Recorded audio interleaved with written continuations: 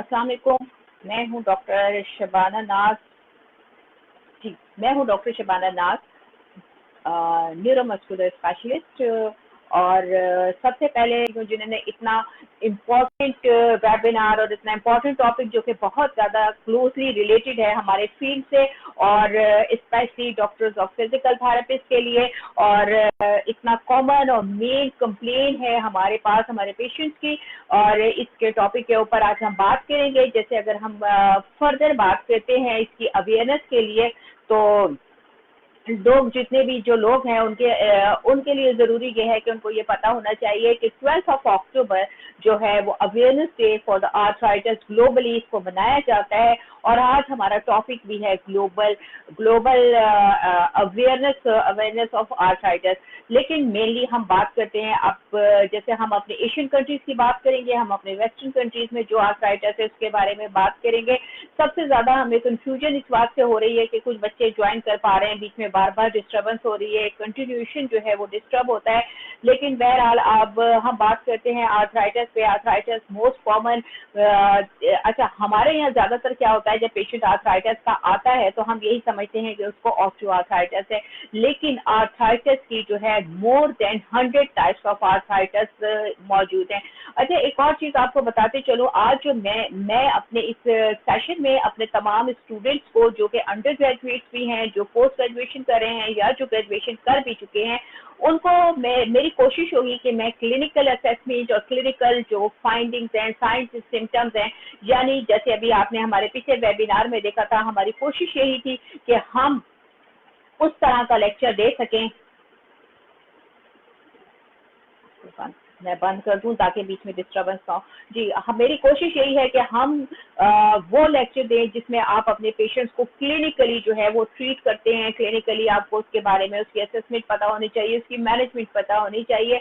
बाकी जो मैं हमेशा कहती हूँ, एकेडमिक तो आपको तमाम अपनी बुक्स में भी मिल जाता है, यूट्यूब पे भी मिल जाता है, लेकिन मैं अपने प्रैक्टिकल एक्सपीरियंस के बेसिस पे आपको आर्थराइटिस के बारे में गाइडलाइन दूंगी। जिन लोगों ने अब तक मेरा दूसरे सेशंस नहीं देखे, इसी सेशन को अगर वो ज्वाइन करते हैं इसी लिंक को, तो उनको बड़ी तादाद में मेरे आर्थराइटिस के ऊपर टीवी शोज मिलेंगे। अभी मेरा टीवी शो मेरा ख्याल है 10-15 दिन पहले जो है वो हम टीवी पे भी आया है, डॉन टीवी पे भी आया है, और उस पर 15,000 से ज़्यादा की व्यूवरशिप सिर्फ 3 से 6 घंटे में थी। तो इसका मतलब ये है कि ये वो कॉमन डिजीज़ है जो लोग सुनना चाहते हैं, इसके बारे में अवेयरनेस चाहते हैं। तो आप सब लोगों से इसीलिए मैं ये कहना चाहूँगी कि मैं वो चीज़ें आपको बताना चाहूँगी जो क्लिनिकल आपकी प्रैक्टिस में आपको हेल्प कर सके। अब हम बात करते हैं कि जैसे ग्लोबली 12 अक्टूबर को जो है इसका डे मनाया जाता है पूरी दुनिया में, जिसमें हम आर्थराइटिस के बारे में सेमिनार वेबिनार्स होते हैं। अब हम बात करते हैं आर्थराइटिस, यहाँ पर there are more than 100 types of the arthritis in our world. लेकिन मेनली जो कुछ कॉमन आर्थराइटिस हैं जो हमारी क्लिनिकल प्रैक्टिस में जिसको हम ऑब्जर्व करते हैं या हमारे पास जिनके पेशेंट्स आते हैं, उसमें सबसे ज़्यादा है ऑस्टियोआर्थराइटिस।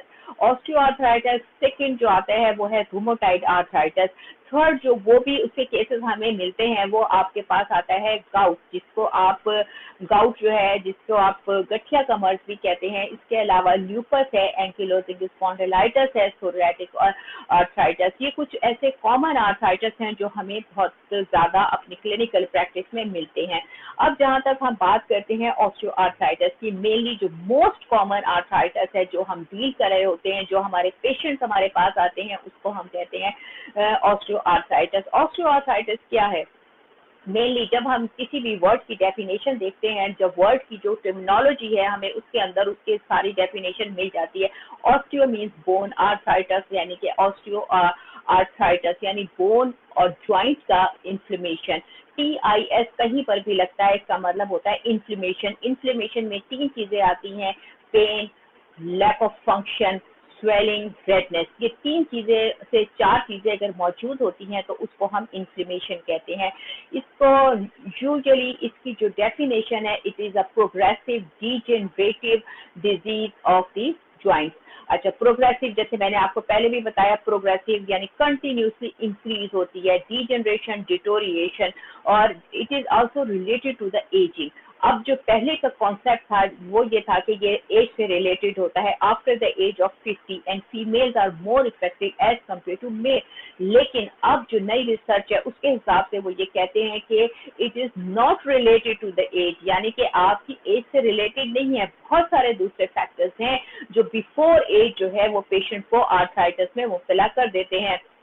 इसमें मेनली अगर हम इसके कॉजेज की बात करते हैं, जैसे डी जनरेशन आपकी एजिंग की वजह से होती है, आपकी wear and tear of bones है, wear and tear of cartilage, और सेकंड जो है वो ओवरवेट, ओबिसिटी, जितनी ओबिसिटी होती है उतना वेट जो है वो आपके घुटनों पे, आपके ज्वाइंट्स पे पड़ता है, उसकी वजह से भी ऑस्टियोआर्थराइटिस के चांस होते हैं। थर्ड जो है मेल न्यूट्रिशन, आप बैलेंस डाइट नहीं लेते। उसके बाद सेडेंट्री लाइफ स्टाइल, जाहिर है जब आपका सेडेंट्री लाइफ स्टाइल होता है इट मीन्स कि आपका जो है वेट आपके जॉइंट्स के ऊपर ज्यादा पड़ता है। दूसरा फिर कोई ट्रॉमा है, इंजरी है, डिसयूज ऑफ मसल्स है, तो ये सारी चीजें जो है वो इसका मेनली, और सबसे बाद जेनेटिक और फैमिली हिस्ट्री भी जो है वो इसका पार्ट है।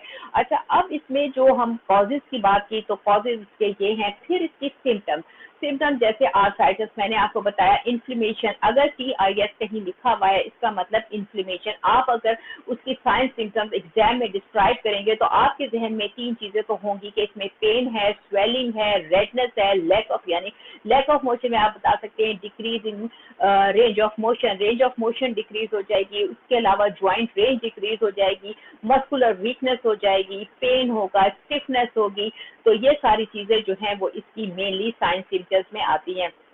अच्छा, इसके अलावा इसके अब हम डायग्नोसिस पे जाते हैं। डायग्नोसिस मेनली जो है, जैसा आप सबको पता है कि हम जब डायग्नोसिस की बात करते हैं तो हमेशा हमारे सबसे इम्पोर्टेंट चीज होती है ऑब्जेक्टिव एंड सब्जेक्टिव असेसमेंट, यानी आपने अपने पेशेंट का एग्जामिनेशन करना है। उसमें जितना आप सबको पता है ऑब्जेक्टिव और सब्जेक्टिव असेसमेंट के टूल्स कौन कौन से हैं, उसमें आप उसका नाम, ऑक्यूपेशन, प्रोफेशन, उसका सोशल स्टेटस, उसके अलावा उसकी मेडिकल हिस्ट्री में कौन सी मेडिसिन वो यूज है, उन सबसे पहले जो जरूरी चीज होती है वो होता है उसका फिजिकल एग्जामिनेशन। क्योंकि हम क्लिनिकल साइड को कवर कर रहे हैं, जैसे पेशेंट आपके रूम में आता है, आपके क्लिनिक में आता है, आपकी वार्ड में आता है, तो आपको सबसे पहले उसके पॉस्चर से अंदाजा होता है कि किस साइड पे उसकी मेल अलाइनमेंट है, पेशेंट का बेड पॉस्चर है।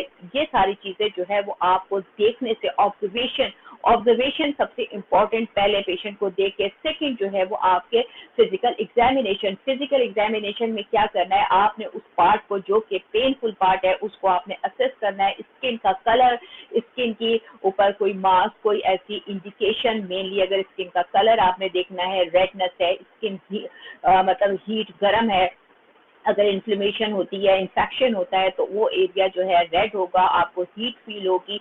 उसके बाद आपने उसकी रेंज ऑफ मोशन जो है वो चेक करनी है, मस्कुलर स्ट्रेंथ आपने चेक करनी है। उसके बाद स्ट्रक्चर ऑफ ज्वाइंट, आपने ज्वाइंट की शेप देखनी है, ज्वाइंट की शेप में कोई डिफॉर्मिटी तो नहीं हो गई, कोई मसल जो है वो उसके बाद उसमें कंट्रैक्शंस तो नहीं है। तो ये सारी चीजें जो है वो आपने नोट डाउन करनी होती हैं फिजिकल एग्जामिनेशन के बाद। हम बात कर रहे हैं अभी डायग्नोसिस पे।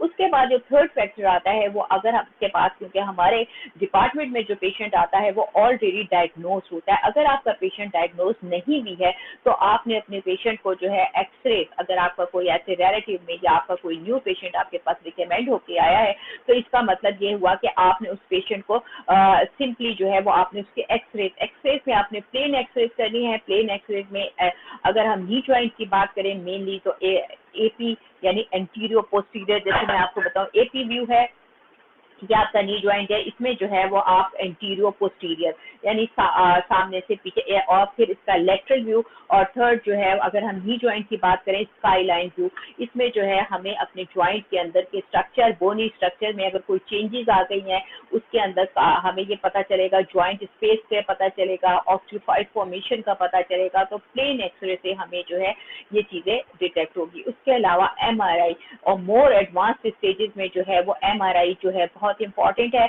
MRI से भी हमें बड़ी तादाद में जो है वो इसकी डायग्नोसिस में हेल्प मिलती है। और बच्चे बहुत परेशान हो रहे हैं, मेरा ख्याल है उनका लिंक नहीं हो रहा, क्योंकि इस वक्त तमाम पंजाब से लेके तमाम पूरे पाकिस्तान के बच्चे जो हैं ओके, बस अब आप लोग टेक्सचर नोट कर लें और उसके बाद देखिएगा, ठीक है। अब इसके बाद है, ये हो गया आपका डायग्नोसिस प्रोसीजर। एक और डायग्नोसिस प्रोसीजर है जिसको हम डायग्नोस्टिक प्लस थेरेप्यूटिक प्रोसीजर कहते हैं, उसको हम कहते हैं ऑर्थोस्कोपी। ऑर्थो का mean joint, scopy mean joint के अंदर कैमरा डाल के आपको देखा जाता है कि किस किस कोई, जैसे मेनिस्काई, अब हम नी की ज्वाइंट की बात करें, मेनिस्काई की जो क्या मेनिस्काई के टुकड़े या पीसेस जो हैं वो अगर उसमें होते हैं, फिर प्रेशर के साथ उसको वॉश कर दिया जाता है। तो इस या ऑस्टियोफाइट्स हैं तो उनको प्रेशर से वॉश कर दिया जाता है। इसको हम थेरेप्यूटिक प्लस हम इसको डायग्नोस्टिक प्रोसीजर भी कहते हैं। तो ये तो हमारी हो गया, इसके कॉजेज हो गए, साइंस सिम्टम्स हो गई और इसका डायग्नोस्टिक प्रोसीजर हो गया।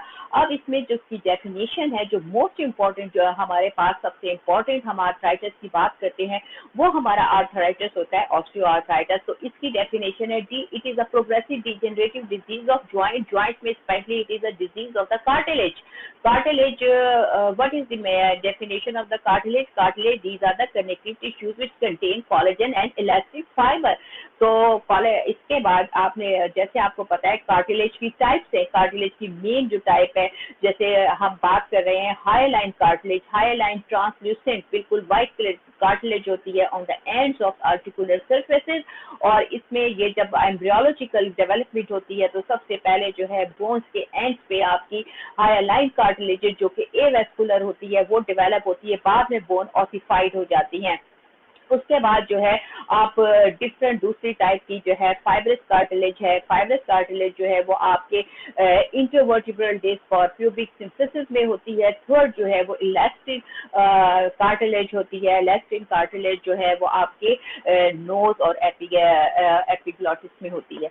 तो ये तीन टाइप की जो है वो कार्टिलेज होती हैं। लेकिन जब हम आर्थराइटिस की बात करते हैं तो वो कार्टिलेज हमारी कहलाती है हाईलाइन कार्टिलेज, जो कि एवेस्कुलर, एवेस्कुलर का मतलब उसकी ब्लड सप्लाई नहीं होती। तो it is a type of, it is a progressive degenerative disease of the articular cartilage.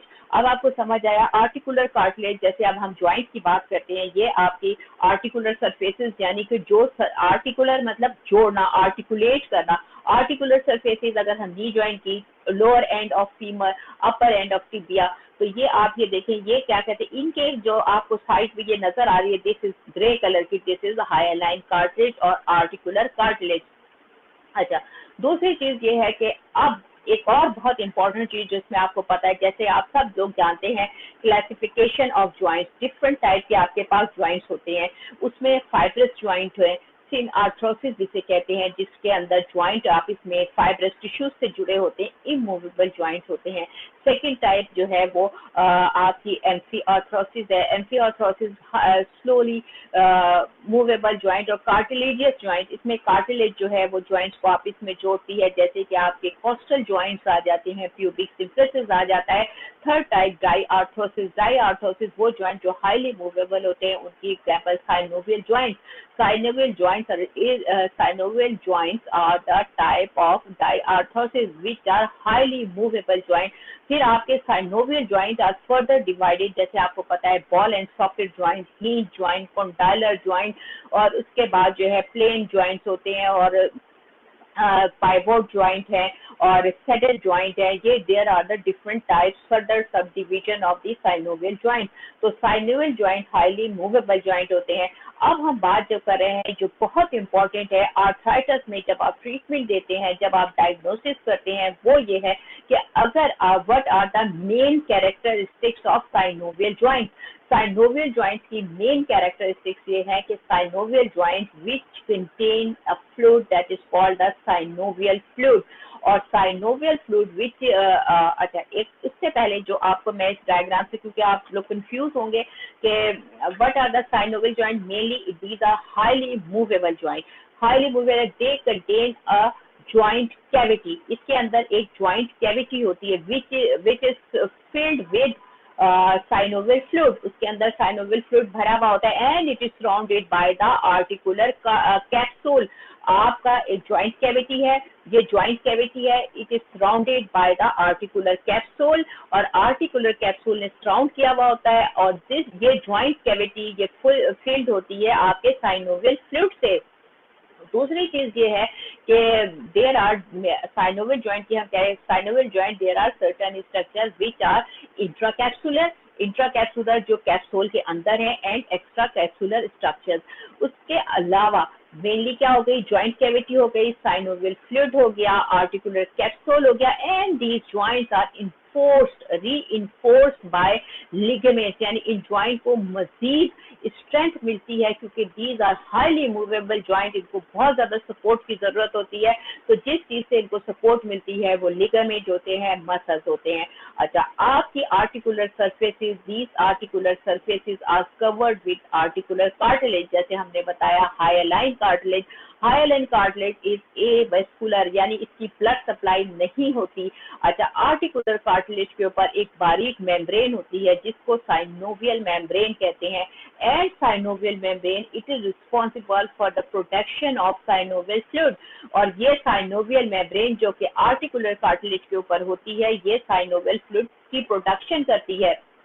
क्योंकि हाइलाइन कार्टिलेज, आर्टिकुलर कार्टिलेज जो है वो एवेस्कुलर होती है, उसके अंदर ब्लड सप्लाई नहीं होती, तो उसको अपनी आप को जिंदा रखने के लिए न्यूट्रिशन की जरूरत होती है, और वो न्यूट्रिशन डिफ्यूजन के जरिए वो साइनोवियल फ्लूइड से लेते हैं।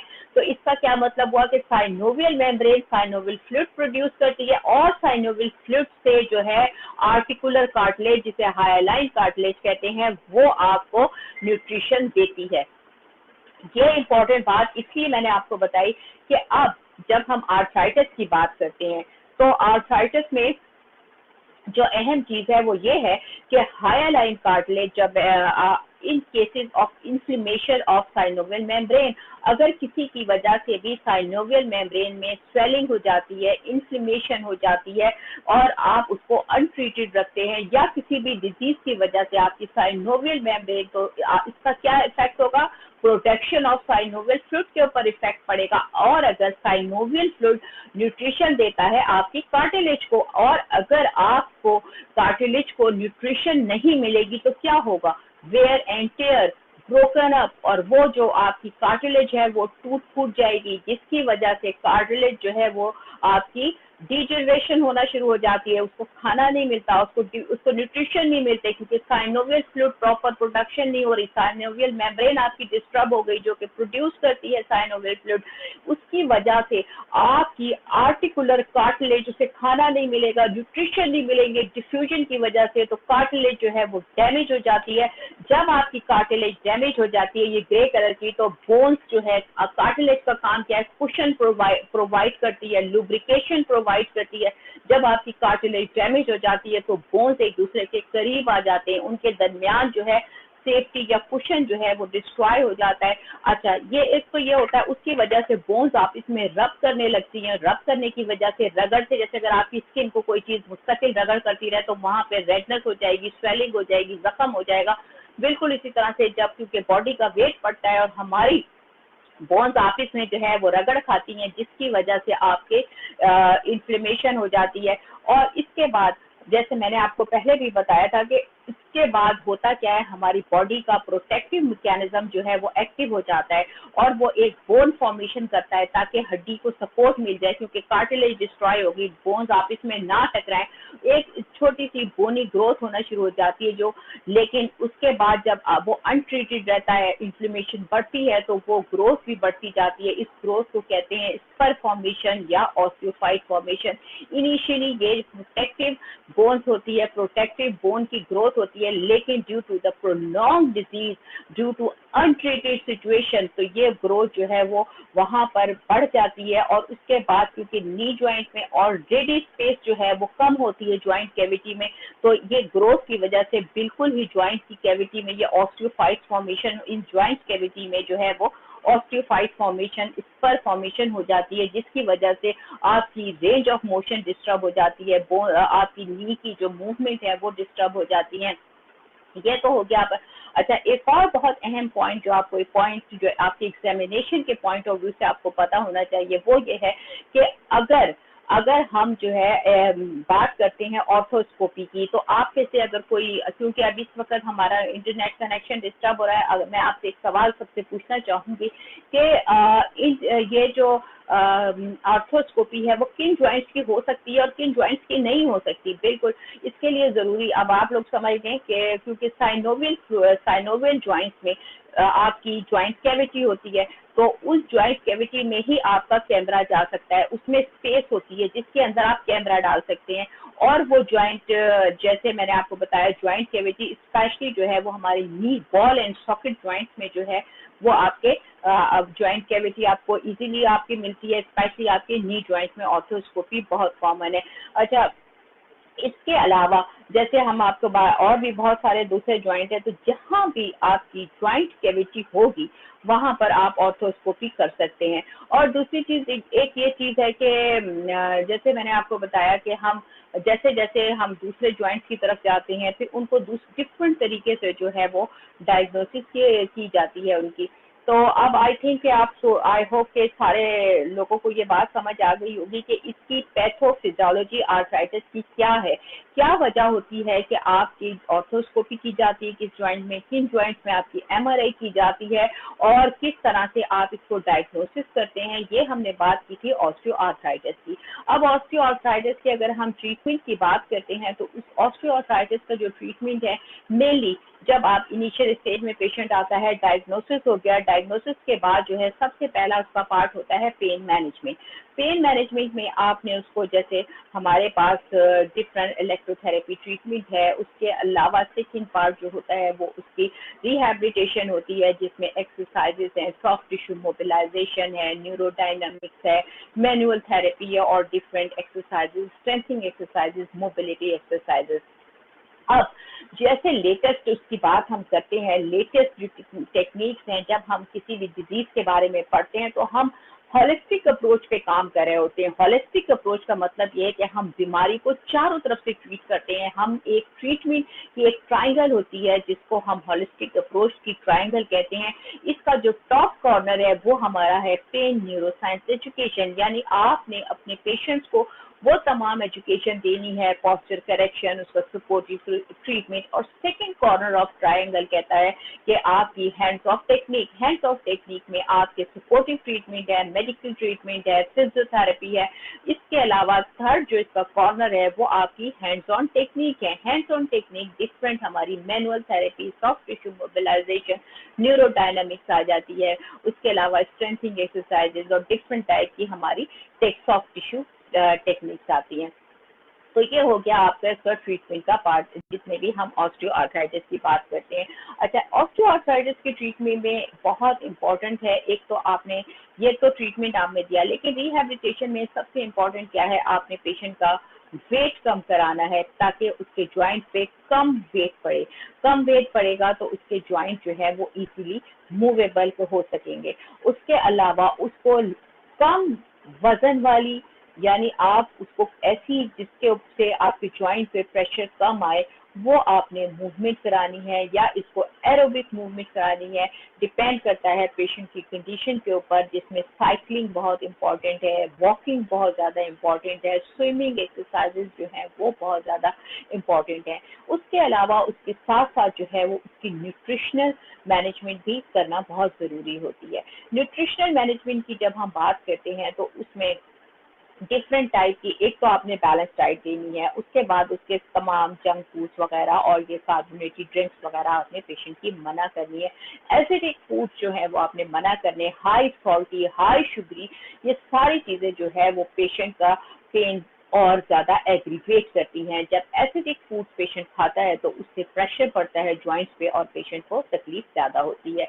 इसके अलावा जब हम वाइटामिन की बात करते हैं तो ख़ास तौर पे जैसे मैंने आपको पहले बताया कुछ ऐसे वाइटामिन हैं जो कि बहुत ज़रूरी होते हैं इसकी कार्टिलेज के ग्रोथ पे। कार्टिलेज के जो सेल्स होते हैं उसको कॉन्ड्रोसाइट सेल्स कहा जाता है, बेसिक इसकी जो यूनिट्स हैं सेल्स की। अब हम बात, इसमें सबसे इम्पोर्टेंट जो है ग्लूकोज अमाइन। ग्लूकोज अमाइन जो है उसकी हमें daily requirement 1500 mg per day की हमारी रिक्वायरमेंट होती है। उसके अलावा कॉन्ड्रोटिन सल्फेट, कॉन्ड्रोटिन, ये सारे हमारे पार्ट्स हैं हमारी बोन्स के, ये सारे विटामिन, इसकी हमें 1200 mg पर डे हमारी बॉडी को रिक्वायरमेंट होती है। तो हम अपने पेशेंट को ग्लूकोज अमीन और कॉन्ड्रोटिन सल्फेट जो है वो प्रिस्क्राइब कर सकते हैं। लेकिन उसको प्रिस्क्राइब करने से पहले आपको उसके बारे में पेशेंट की हिस्ट्री, आपको मेडिकल हिस्ट्री कंप्लीटली पता होनी चाहिए, क्योंकि कॉन्ट्राटिन सल्फेट इंटरेक्शन कर सकता है एंटीकोगुलेंट ड्रग्स जो पेशेंट अगर ले रहे हैं, तो उस पेशेंट उसमें जो है वो आपने अपने पेशेंट को केयरफुली उन ड्रग्स को देना है। उसके अलावा ये है कि प्रेगनेंसी में आपको ग्लूकोजामीन और कॉन्ट्राटिन सल्फेट जो है वो आपने अवॉइड करनी होती है। तो ये सारा कुछ मैंने आपको बताया ऑस्टियोआर्थराइटिस के बारे में। अब हम जो सेकंड केस जो हम बहुत ज़्यादा डील कर रहे होते हैं अपनी क्लिनिकल प्रैक्टिस में, उसको हम कहते हैं आरए या रोमोटाइड आर्थराइटिस। रोमोटाइड आर्थराइटिस ये ऑटो इम्यून डिजीज है। ऑटो इम्यून डिजीज का मतलब है कि वो बीमारी, यानी जब आपका अपना इम्यून सिस्टम, हमारी बॉडी का डिफेंसिव सिस्टम जो है वो बाय मिस्टेक या अपनी ही बॉडी के स्ट्रक्चर्स को तबाह करना शुरू कर देता है, और उसको इम्यून सिस्टम का काम है कि हमारी बॉडी में इन्फेक्शन से लड़ना, तो वो हमारी बॉडी के स्ट्रक्चर्स को ही डिस्ट्रॉय करना शुरू कर देता है। रोमोटाइड आर्थराइटिस में साइनोवियम को डिस्ट्रॉय करना शुरू कर देता है। साइनोवियल का मीन साइनोवियल मेम्ब्रेन, जब आपकी साइनोवियल मेम्ब्रेन को डिस्ट्रॉय करेगा तो आपका साइनोवियल फ्लूइड नहीं प्रोड्यूस होगा। साइनोवियल फ्लूइड प्रोड्यूस नहीं होगा तो आपकी आर्टिकुलर कार्टिलेज डैमेज हो जाएगी। उसकी वजह से बोन्स जो है वो एक दूसरे के करीब आ जाएंगी, स्वेलिंग होगी, पेन होगा, स्टिफनेस होगी, डिक्रीज हो जाएगी joint pain, muscle strength decrease हो जाएगी, contracture, deformities, and patient is completely disable अगर उसने एक्टिविटी खत्म कर दी। तो ये सारी चीजें जो है ये आपको रोमोटाइड आर्थराइटिस में मिलती है। Rheumatoid arthritis auto immune disease है, आपके अपने बॉडी का सिस्टम आपकी साइनोवियम को डिस्ट्रॉय करने लगता है। इसके अलावा इसके जो कॉजेज हैं, उन कॉजेज में एक तो जेनेटिक भी है कि फैमिली हिस्ट्री भी काउंट करती है, दूसरा लिगामेंट इंजरी, और फिर बैक्टीरियल या फिर आपका वायरल इन्फेक्शन, ये भी इसके कॉज में दिखा जाता है। रोमोटाइड आर्थराइटिस जो है वो अगर आपकी मिडिल एज में जो है उसका ऑनसेट होता है, मिडिल एज में मतलब 32 बिटवीन 30 टू 60 इस उम्र में जो है वो आपका होता है। बाकी इसकी साइन सिम्टम मैंने आपको बता दी कि स्टिफनेस है, जॉइंट पेन है। अच्छा, एक खास जो है वो डिफरेंस जब हम रोमोटाइड के पेशेंट देखते हैं और हम आपके इसके ऑस्टियोआर्थराइटिस के पेशेंट देखते हैं, तो उसमें कुछ ऐसा जो है डिफरेंस है जिसको आप डिफ्रेंशिएट करते हैं। जब क्लिनिकली पेशेंट आपके पास आता है तो पेशेंट की असेसमेंट के बाद, उसकी फिजिकल एग्जामिनेशन के बाद आप अपने पेशेंट को कैसे डिफ्रेंशिएट कर सकते हैं कि उसको आरए है। वैसे तो अगर आपके पास आरए फैक्टर, जैसे उसकी डायग्नोसिस के लिए होता है आरए फैक्टर, उसका ब्लड टेस्ट है, उसमें अगर वो पॉजिटिव आ जाता है तो फिर हम जो है उसको हमें कंफर्म हो जाता है कि पेशेंट आरए फैक्टर है, और उसका मिडिल एज में होता है 30 टू 60। लेकिन उसके अलावा भी इसमें कुछ ऐसी डिफ्रेंसिएशन है दोनों के दरमियान। सबसे पहले ऑस्टियोआर्थराइटिस का जो ऑनसेट होता है वो ग्रेजुअल होता है, स्लो होता है, जबकि रोमोटाइड आर्थराइटिस जो है वो एकदम से उसका ऑनसेट होता है। उसके अलावा ऑस्टियोआर्थराइटिस एक ज्वाइंट को इफेक्ट करता है, जिस ज्वाइंट को इफेक्ट करता है जैसे हिप ज्वाइंट, नी ज्वाइंट। और एक और चीज आपको बताती जाऊं कि हमारे एशियन कंट्रीज में आपको नी ज्वाइंट का ऑस्टियोआर्थराइटिस बहुत कॉमन है, वेस्टर्न कंट्रीज में आपका हिप ज्वाइंट का आर्थराइटिस बहुत कॉमन है। अब जो हम इसकी बात करते हैं, हाँ, इसके बाद रोमोटाइड आर्थराइटिस में आपको बायलैटरल ज्वाइंट्स इन्वॉल्वमेंट मिलती है, यानी अगर एक शोल्डर इन्वॉल्व है तो दोनों साइड के शोल्डर, एक साइड की फिंगर इन्वॉल्व है तो दोनों हाथों की फिंगर इन्वॉल्व होंगी। तो ये मेन डिफरेंस है। उसके अलावा ऑस्टियोआर्थराइटिस का पेशेंट जब मॉर्निंग स्टिफनेस की बात करते हैं तो ऑस्टियोआर्थराइटिस में मॉर्निंग स्टिफनेस 30 मिनट्स के बाद ग्रेजुअली स्लो पेशेंट जो है वो दर्द उसका और स्टिफनेस कम होती जाती है, और 1 घंटे के बाद पेशेंट अपनी नॉर्मल एक्टिविटीज में आता है। और आखिरी टाइम जो है at the end of the day, जब एक्सर्शन के बाद जो है उसको रात को फिर ये पेन बढ़ जाता है। लेकिन रोमोटाइड आर्थराइटिस में जो है इसका 1 घंटे से ज्यादा पेशेंट को पेन और स्टिफनेस रहती है, बल्कि थ्रू आउट द डे उसको जो है स्टिफनेस और पेन रहता है। इसके अलावा सबसे ज्यादा जो इसमें रोमोटाइड आर्थराइटिस, क्योंकि ये आपका ऑटो इम्यून डिजीज है, पूरी बॉडी को आपकी डिस्टर्ब करता है, मल्टीपल ज्वाइंट्स को डिस्टर्ब करता है, बायलैटरल ज्वाइंट को आपकी डिस्टर्ब करता है, तो इससे पेशेंट को फटीग, कमजोरी जो है वो बहुत ज्यादा होती है। तो मेनली जो है ये कुछ खास इसकी जो साइन सिम्टम्स हैं जो दोनों को डिफ्रेंशिएट करती हैं कि इसमें और इसका जैसे जैसे बताया कि ऑस्टियोआर्थराइटिस ग्रेजुअली होता है और ये जो है इसका ऑनसेट एकदम से होता है। अच्छा, रोमाटाइड आर्थराइटिस में एक चीज़ रिकमेंड की जाती है जब हम इसका ट्रीटमेंट करते हैं, मेनली जब आपका एक्टिव स्टेज होता है तो कोशिश ये होती है कि पेशेंट को रेस्ट करा जाए, लेकिन जब रिमिशन स्टेज होती है, जब पे दोबारा से जो है इसका अटैक होता है बार बार और पेशेंट जैसे प्रोलॉन्ग कंडीशन में चला जाता है, तो पेशेंट को एक्सरसाइज प्रिस्क्राइब की जाती है। उन एक्सरसाइज में नॉन वेट बेयरिंग एक्सरसाइजेज, वो एक्सरसाइजेज कराती हैं जिससे कि उसके पेशेंट, अच्छा इसमें जो मैंने कहा रिमिशन स्टेज में इसलिए एक्सरसाइजेस कराई जाती हैं जो उसके हेल्दी जॉइंट्स हैं वो आपके मूवेबल रहें, स्पेशली जैसे साइकिलिंग मैंने बताया, वॉकिंग जो है, स्विमिंग है, ये सारी एक्सरसाइजेज रिकमेंड की जाती हैं रोमाटाइड आर्थराइटिस के पेशेंट में। अब जो थर्ड टाइप का आर्थराइटिस जो बहुत ज़्यादा कॉमन है, वो हमें अक्सर मतलब क्लिनिक में आपने देखा होगा बहुत सारे लोगों को गठिया का मर्ज जिसे गाउट कहते हैं। गाउट क्या है? ये मेटाबॉलिक डिसऑर्डर है, यानी आपका मेटाबॉलिज्म डिस्टर्ब हो जाता है। मेटाबॉलिज्म आपका किस तरह से डिस्टर्ब होता है कि इसमें यूरिक एसिड के जो क्रिस्टल्स हैं वो आपके नीडल लाइक शार्प क्रिस्टल जो हैं वो आपके जॉइंट्स में जमा हो जाते हैं। हर किसी भी जॉइंट्स में जमा हो सकते हैं, लेकिन मेनली जो बिग टो, पाँव का टो है जो है उसके ऊपर ये जमा हो जाते हैं, जिसकी वजह से जॉइंट में रेडनेस होगी, स्वेलिंग होगी, स्टिफनेस, पेन और inactivity, decrease range of motion. और जब आपकी इनएक्टिविटी होती है उतना ही ज़्यादा ये आपका गाउट जो है ये बढ़ता है। ये किससे बढ़ता है? आपका यूरिक एसिड लेवल अगर बढ़ जाए। यूरिक एसिड क्या चीज़ है? आप सबको पता है, यूरिक एसिड बाय प्रोडक्ट है प्यूरिन का। प्यूरिन क्या चीज़ है? प्यूरिन आपका न्यूक्लिक एसिड है। तो यूरिन आपकी आपका यूरिक एसिड आपकी बॉडी में और मौजूद होता है, बाय प्रोडक्ट है आपके प्यूरिन का। जो लोग बहुत ज़्यादा प्यूरिन वाली जैसे डाइट है उसमें रेड मीट आता है, कलेजी आती है, शेल फिश आती है, अल्कोहल का इस्तेमाल आता है, कार्बोनेटेड ड्रिंक्स आती हैं, उसके अलावा शलजम है, मूली है, सरसों का साग है, पत्ता गोभी है, कलेजी है, ये चीज़ें जो लोग ज़्यादा खाते हैं, उसके अलावा वो लोग जो एकदम अपना वेट लूज करते हैं तो उनका यूरिक एसिड फ्लक्चुएट कर देता है। जैसा आप सबको पता है यूरिक एसिड की नॉर्मल रेंज 1.3 से शुरू होती है और ये 6 mg तक जो है पर डेसीलीटर नॉर्मल समझी जाती है। लेकिन आजकल जैसे हमारी जो एटमॉस्फेयर है उसमें हमने अपने पेशेंट्स को देखा है कि 5.5 पर भी जो अगर यूरिक एसिड बढ़ जाता है तो पेशेंट को ये सारे साइन सिम्टम्स आना शुरू हो जाते हैं। ये तो आपको अंदाजा हो गया क्या है मेटाबॉलिक डिसऑर्डर। इसमें भी यही है कि आपने पेन मैनेजमेंट करनी है और उसके बाद अपने पेशेंट को एक्टिविटी बहुत इंपॉर्टेंट है। जब पेशेंट इनएक्टिव होगा, क्रिस्टल डिपोजिशन ज़्यादा होती है, पेशेंट को पेन बहुत ज़्यादा होता है, उसके साथ साथ जो है पेशेंट की क्वालिटी ऑफ लाइफ खराब हो जाती है।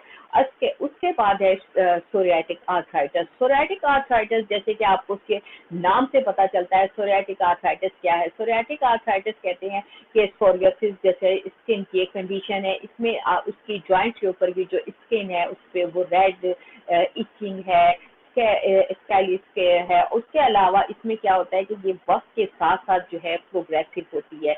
ये भी आपकी ऑटो इम्यून डिजीज कहलाती है और इसके भी कॉज में बैक्टीरियल या वायरल इन्फेक्शन आता है। और ये जो है बहुत ज़्यादा मेनली जो है इसके बारे में कहा जाता है कि फीमेल्स में जो है बहुत ज़्यादा कॉमन होती है। फिर उसके बाद आती है फोर जो एक और टाइप का जो आर्थराइटिस है उसको हम कहते हैं ल्यूपस। ल्यूपस ये भी आपकी ऑटो इम्यून डिजीज है और ऑटो इम्यून डिजीज में ये इसका ज़्यादातर फैमिली हिस्ट्री, जेनेटिक्स के और उसके अलावा इसमें क्या होता है कि 90% फीमेल्स हैं। ऑटो इम्यून डिजीज है, बॉडी के कोई भी ऑर्गन जो है उससे डिफेक्ट कर सकता है, आपकी ब्रेन, आपका किडनी, आपका हार्ट, आपका लीवर, आपकी जॉइंट्स, उनके ऊपर ये इफेक्ट करता है। उसके साथ साथ जो है ये वक्त के साथ साथ ये बढ़ता जाता है और ये मिडिल एज 40 to 60 के दरमियान जो है वो पेशेंट्स को होता है। फीमेल्स को ज़्यादा होता है, 90% फीमेल को होता है, उन फीमेल्स को होता है जिनकी फैमिली हिस्ट्री होती है। उसके अलावा ये है कि आप इसमें पेशेंट्स को देखें कि पेशेंट एकदम डीमोटिवेट हो जाता है, लिथार्जिक हो जाता है, मूवमेंट उसकी बिल्कुल ख़त्म हो जाती हैं। और इस टेस्ट को इसको किस तरह से टेस्ट किया जाता है? इसके लिए स्पेशल टेस्ट होता है ANA टेस्ट। ANA टेस्ट में जो है उसको डायग्नोज किया जाता है। जितनी भी ऑटो इम्यून डिजीजेज हैं उनको डिफरेंट टेस्ट होते हैं। ANA टेस्ट जो है वो इसके डायग्नोसिस में बहुत इंपॉर्टेंट है।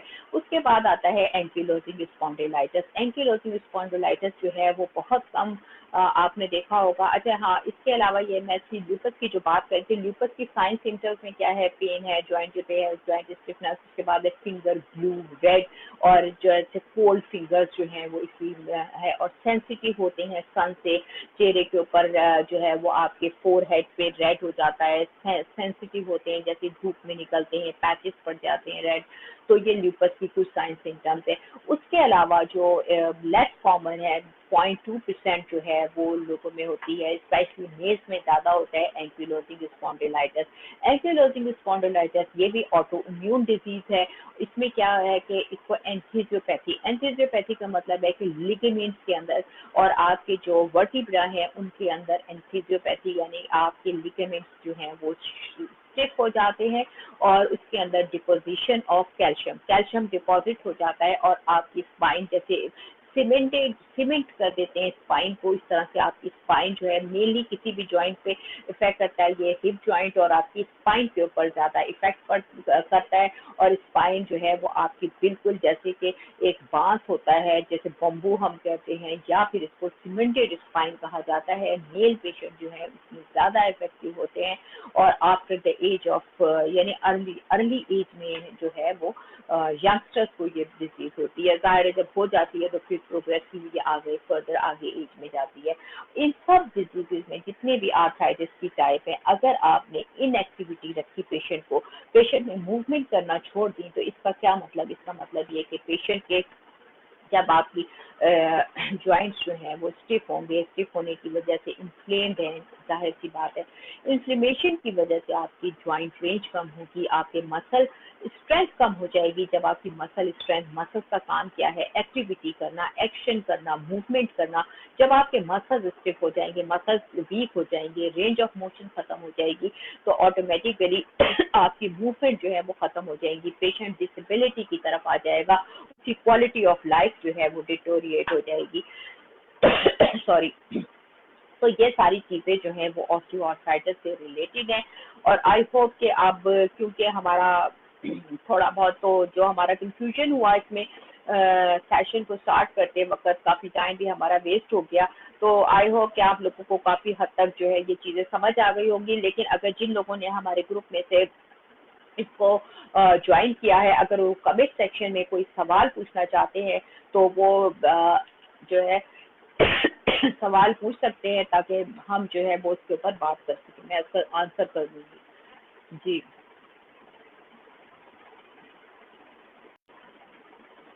आई थिंक अभी बच्चे ज्वाइन नहीं कर पाए, तो अब देखते हैं।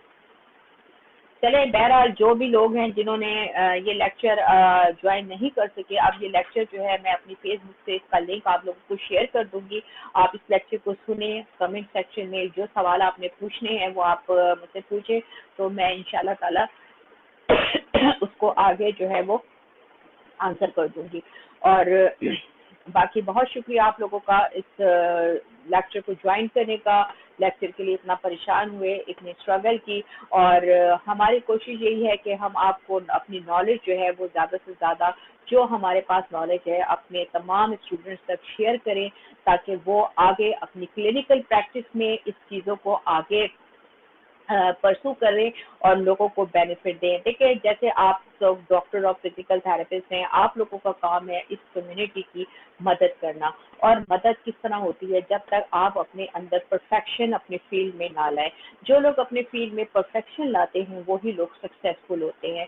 अगर आप ये चाहते हैं कि आप सक्सेस आपको हासिल हो और आप इस दुनिया में नाम करें और लोग आपको पहचाने, तो आपको प्लेट में रखी हुई ना तो सक्सेस मिलती है और ना ही अर्निंग मिलती है। सबसे इम्पोर्टेंट चीज़ होती है कि आपने प्रेजेंट में मेहनत करनी है। जब आप मेहनत करेंगे तो ऑटोमेटिकली आप सक्सेसफुल होंगे। अब जिस फील्ड से हम लोग अटैच हैं, हमारा ताल्लुक जो है वो इस तमाम जो है इस दुनिया के लोगों से है, उस कम्युनिटी से है जो तकलीफ में होते हैं।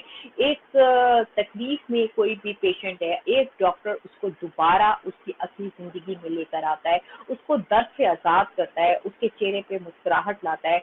तो आप इस वक्त वो लोग हैं जिनको अल्लाह ताला ने सिलेक्ट किया इस इंसानियत की खिदमत के लिए।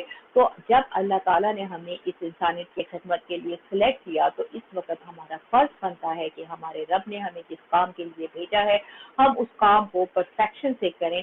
और वही लोग कामयाब हैं जो इस वक्त अपने फील्ड में अपने कमांड रखते हैं, क्योंकि इस वक्त जैसा आप सब लोग मुझे जानते हैं, मैं आपकी कम्युनिटी को रिप्रेजेंट करती हूँ कि मैं जितने भी मेरे सेशंस हैं, मैं जब भी कहीं कोई सेशन देती हूँ, चाहे टीवी चैनल्स हो, चाहे रेडियो हो, चाहे स्टूडेंट्स का सेमिनार हो, वेबिनार, मैंने कोई भी अपने फील्ड को लिमिटेड नहीं रखा।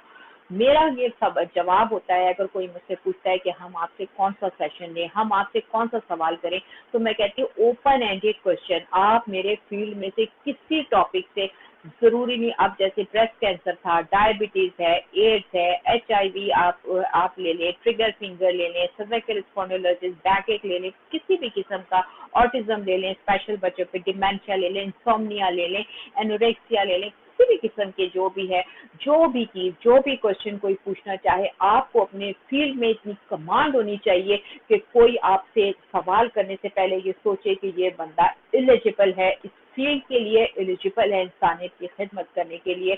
अपने आप को साबित करें, अपने आप को आगे लेके बढ़े।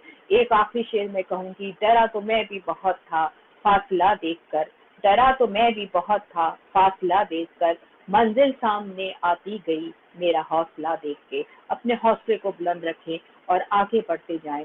Doctor Shabana Naz, neuromuscular specialist. Thank you, जज़ाकल्लाह।